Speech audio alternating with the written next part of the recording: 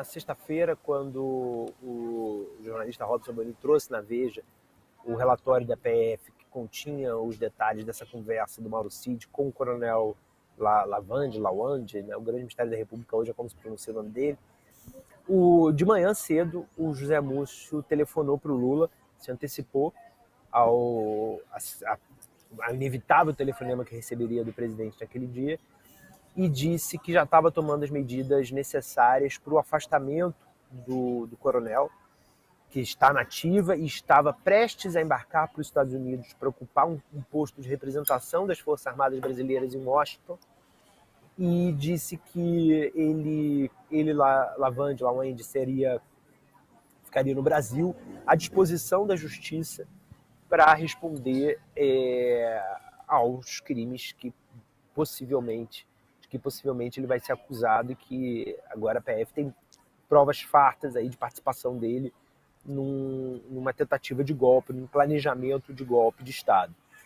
E aí nessa conversa também, o Múcio pediu um encontro naquele dia. O Lula disse que ia para Rio Verde, em Goiás, talvez não conseguisse, acabou que não foi por condições meteorológicas, e Múcio, se reuniu com o Lula à tarde e também com o general Tomás Paiva, comandante do Exército, no Palácio do Planalto.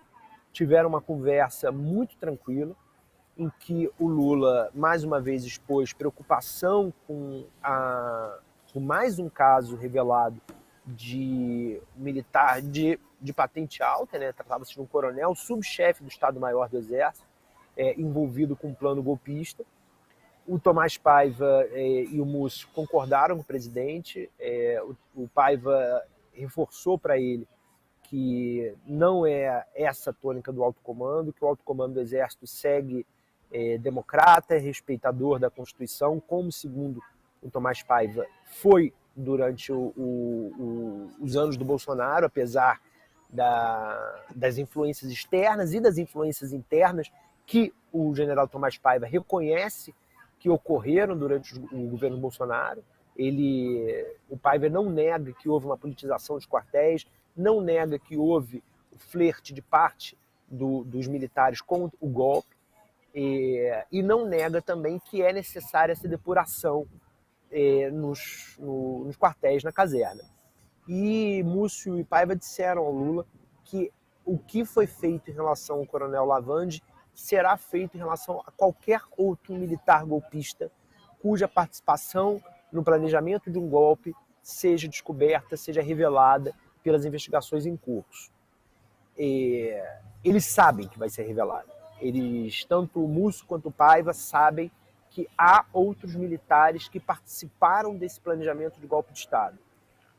Suspeitam de alguns nomes, tem indícios já em relação a algumas pessoas, e já tem prescrito qual vai ser o roteiro a seguir quando esses nomes vierem à tona. Afastar da ativa, manter no Brasil os que não estiverem no Brasil, manter à disposição da Justiça para que eles sejam devidamente investigados, acusados, enfim, respondam ao devido processo legal e sejam punidos criminalmente pelos crimes que cometeram.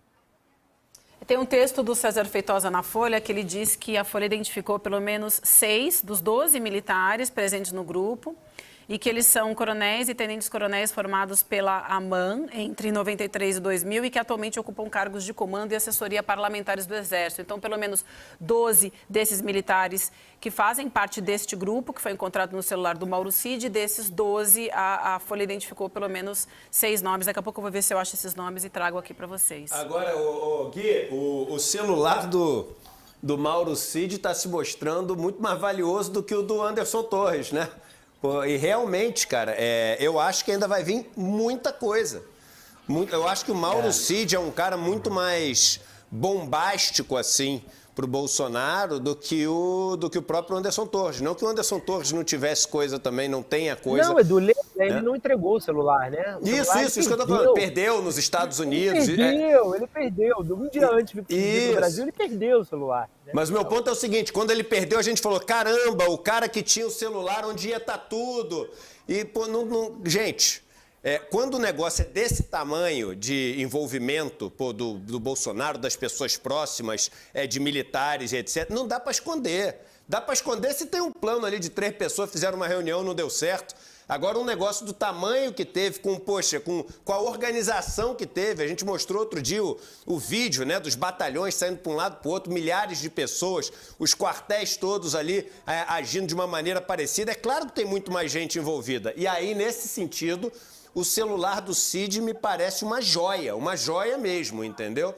E eu acho que vai ter muito mais coisa aí. Eu acho que porque eles não podem sair soltando tudo que está no celular. Você pega uma coisa no celular do cara e isso te abre várias outras investigações que você, enfim, se soltar o que você leu no celular, as pessoas apagam as provas, entendeu? As pessoas escondem o computador, o celular e etc. Então, podemos esperar ao longo das próximas semanas muito mais coisa que vai surgir, como essa que surgiu da Gabriela Cid aí. Eu não tenho a menor dúvida, Guilherme.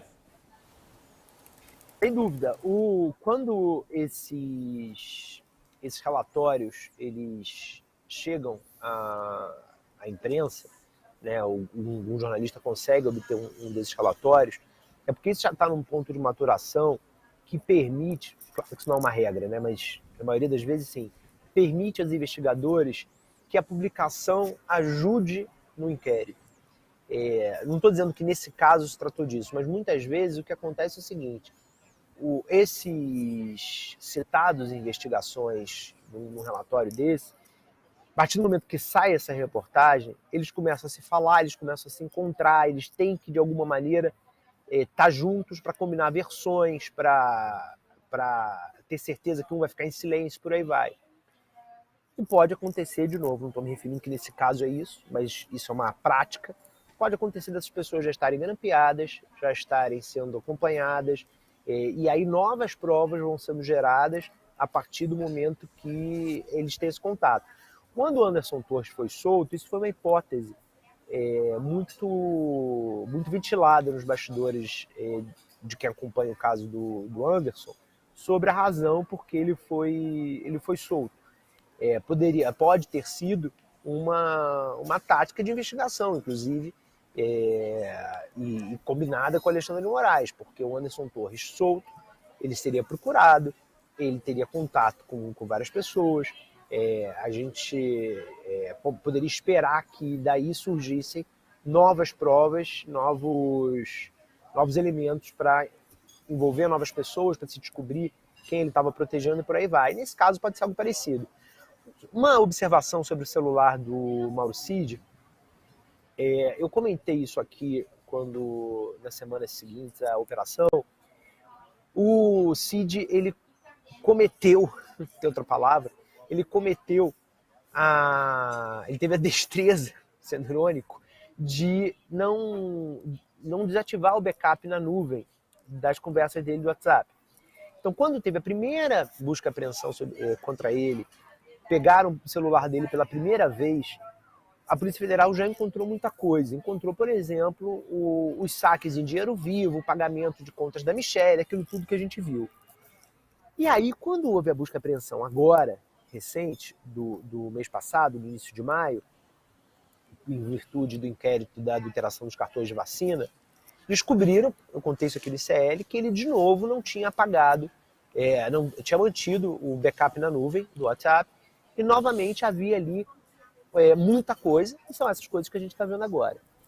Quem me contou isso foi um dos investigadores do caso, um investigador da Polícia Federal, e contou celebrando, enfim, não tem porquê eu esconder o termo que ele usou, assim, celebrando a burrice do Mauro Cid. Ele falou, a burrice dele e de outros desse grupo está ajudando a gente, tá uma investigação relativamente fácil.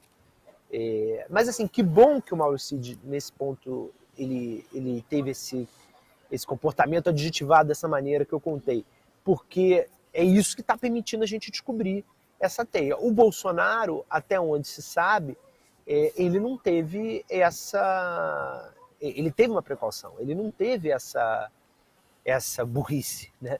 Porque o celular do Bolsonaro, até onde chegou para todo mundo, ele estava com praticamente nada.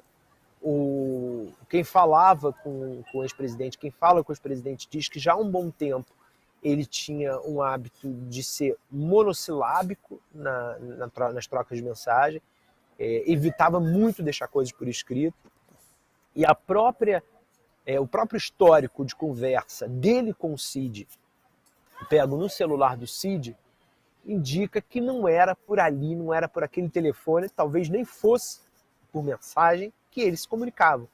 Porque, segundo os policiais, havia muito pouco, quase nada, no histórico de conversa entre o Mauro Cid e o Bolsonaro. Então, provavelmente, o canal em que eles se falavam ou era outro, ou eram conversas só pessoalmente mesmo, considerando que não existe a menor razoabilidade na tese que o Bolsonaro quer fazer colar agora, que o Celso Rocha de Barros chamou de uma maneira muito inteligente na Folha ontem de golpe surpresa. O Cid não estava armando um golpe surpresa. Vou combinar o golpe todo, vou chegar presidente, surpresa, dei um golpe, o senhor é o presidente. Isso não existe essa possibilidade. É óbvio que o Bolsonaro sabia de tudo, é óbvio que o Bolsonaro estava por trás disso. E o Edu trouxe até como destaque aqui as trocas de mensagem da esposa do Mauro Cid, né? A pessoa mais próxima a ele depois do presidente Bolsonaro. Foi o que pediu o presidente. Ela escreveu assim, foi o que pediu. E a gente não tá falando de uma pessoa afastada, que ouviu, entendeu? Não, uma pessoa que tava o tempo inteiro. O marido dela era o... É isso aí. O marido dela dormia com o presidente, é obviamente uma expressão que a gente usa. Tava o tempo inteiro do lado dele. Olha lá, Quer dizer, sim, você é muito maldoso, Edu. É muito maldoso você. Não era o Bolsonaro, era o presidente do clube, era o presidente da Mangueira, era o presidente do Flamengo, não era o Bolsonaro. Tem razão. É o que pediu o Não presidente era, do grupo de WhatsApp. Talvez o grupo de WhatsApp Presidente do grupo de WhatsApp, exatamente. É verdade. É muita cara de pau, né?